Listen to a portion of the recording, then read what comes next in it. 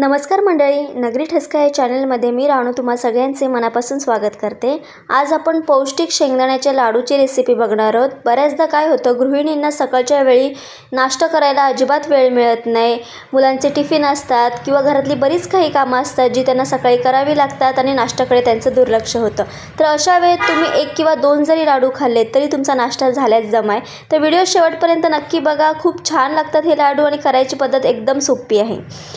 तर इथे मी पाव किलो शेंगदाणे घेतलेले आहेत। आता हे शेंगदाणे आपल्याला भाजून घ्यायचे आहेत।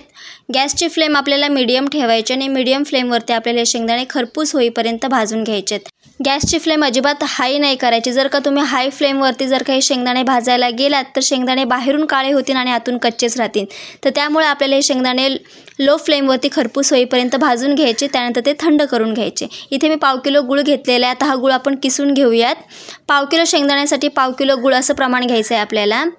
आता काय करायचं, ते शेंगदाणे सुद्धा थंड झालेले आहेत। आता हे मिक्सरला फिरवून घ्यायचे। थोडंसं जाडसर आपल्याला वाटायचं, एकदम बारीक असं शेंगदाण्याचा कूट करून नाही घ्यायचा आपल्याला। तुम्ही बघू शकता इथे अशा पद्धतीने आता बाकीचे सगळे शेंगदाणे मी मिक्सरला फिरवून घेतलेले आहेत। आता याच्यामध्ये आपल्याला किसलेला गूळ घालायचा आहे। आता हा गूळ आपल्याला व्यवस्थित मिक्स करायचं आहे, एकजीव करायचं आहे शेंगदाण्यांबरोबर। व्यवस्थित मिक्स करून झालं की मग आपल्याला हे मिक्सरला 1 सेकंडसाठी फिरवून घ्यायचे। त्याने याला बाइंडिंग व्यवस्थित येतं आणि आपल्याला लाडू वळायला इझी होतं। तर आपण हे मिक्सरला फिरवून घेऊयात आपण। आता हे सगळं मिक्सरला फिरवून झालेलं आहे। आता आपण लाडू वळायला घेऊयात। तुम्ही बघू शकता इथे व्यवस्थित गोळा तयार होतो याचा। आता अशा पद्धतीने आपण हे सगळे लाडू वळून घेऊयात।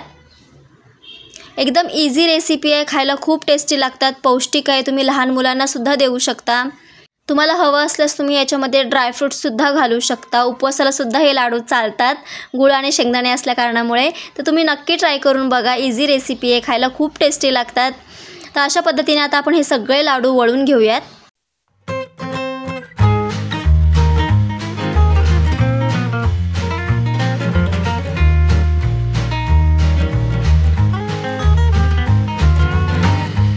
चला तर आता आपले पौष्टिक लाडू तयार झालेले आहेत। तुम्ही सुद्धा नक्की ट्राय करून बघा आणि अजून जर का आपल्या चॅनलला सबस्क्राईब केलं नसेल तर सबस्क्राईब करा। व्हिडिओ आवडला असेल तर लाईक करा आणि तुमच्या फ्रेंड्स फॅमिलीसोबत शेअर करा। थँक्यू।